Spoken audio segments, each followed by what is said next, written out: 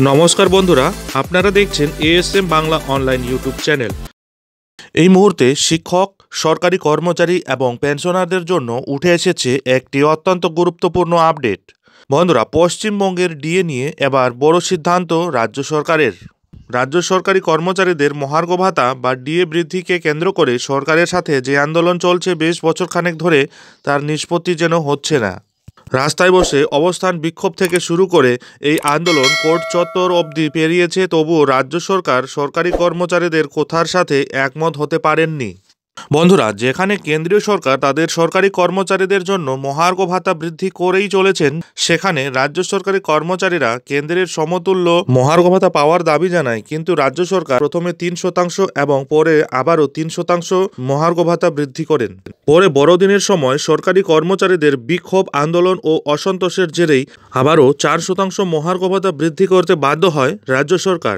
তাছাড়া ইতিমধ্যে যে রাজ্য বাজেট পেশ করা হয়েছে, তাতে আবারও 4% মহার্ঘ ভাতা বৃদ্ধির ঘোষণা করা হয়েছে।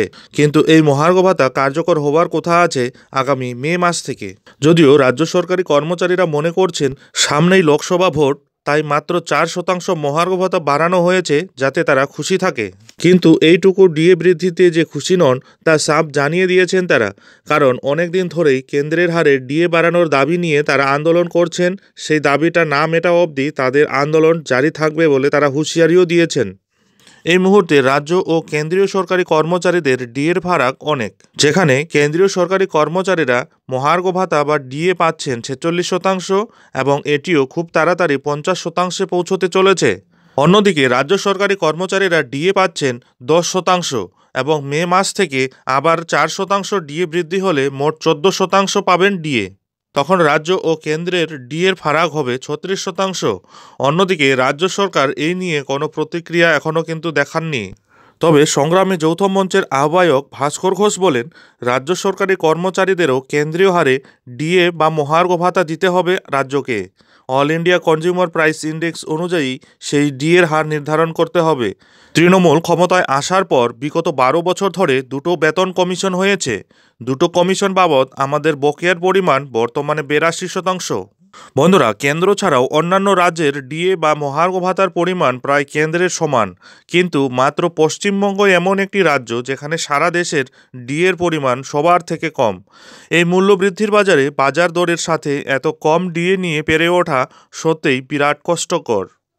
এই রাজ্যের মাননীয় মুখ্যমন্ত্রী মমতা বন্দ্যোপাধ্যায় এ ব্যাপারে নীরব। যখন তিনি চাইছেন তখন ডিএ বাড়াচ্ছেন, সাথে তিনি এটাও মনে করিয়ে দিচ্ছেন ডিএ ঐচ্ছিক, অর্থাৎ তিনি চাইলে ডিএ দিতেও পারেন আবার নাও দিতে পারেন। অন্যদিকে কেন্দ্রীয় সরকার মার্চেই আরও 4% ডিএ বাড়াবে, তাই তাদের ডিএর পরিমাণ দাঁড়াবে 50%, যেটা কেন্দ্রীয় সরকারি কর্মচারীরা অনেক দিন ধরেই আশা করেছিলেন। সেই আশা পূরণ হতে চলেছে তাদের, কিন্তু রাজ্য সরকারি কর্মচারীরা কবে তাদের স্বপ্ন সার্থক হতে দেখবেন সেটাই এখন চিন্তার বিষয়। আন্দোলনকারীদের দাবি, যেখানে 36% মহার্ঘ ভাতা বৃদ্ধি করতে হবে সেখানে মাত্র 4% বৃদ্ধি করে বরঞ্চ রাজ্যের অর্থনৈতিক ক্ষতি টেনে আনছেন মুখ্যমন্ত্রী। সাথে তাদের আন্দোলন আরও যে তীব্র হতে চলেছে সেই দিকেই ইঙ্গিত দিচ্ছেন তারা। গত 22শে ফেব্রুয়ারি সরকারি কর্মচারীদের কর্মবিরতির ডাক দেওয়া হয়েছিল। কর্মচারীরা অফিসে যাবেন কিন্তু কোনো কাজ করবেন না। তাছাড়া আগামী 3রা মার্চ একটি মহামিছিলের কর্মসূচি গ্রহণ করা হয়েছে। মিছিল চলবে সুবোধ মল্লিক স্কোয়ার থেকে রানী রাসমণি রোডে। সেখানে সভার আয়োজন করবে সংগ্রামী যৌথ মঞ্চের প্রতিনিধিরা। তারা আরও বলেন, 6 এবং 7 তারিখ গোটা রাজ্য জুড়ে তারা ধর্মঘট ডাকার কর্মসূচি গ্রহণ করেছেন।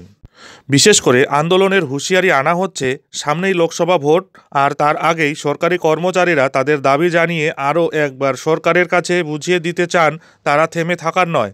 মাত্র 4% ডিএ বা মহার্ঘ ভাতা পেয়ে তাদের মন খুশি করা সম্ভব নয়।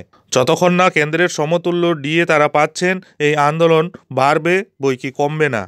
যাই হোক বন্ধুরা, এখন এ পর্যন্তই। এই ধরনের আপডেটগুলি সময় মতো পেতে অবশ্যই চ্যানেলে চোখ রাখুন।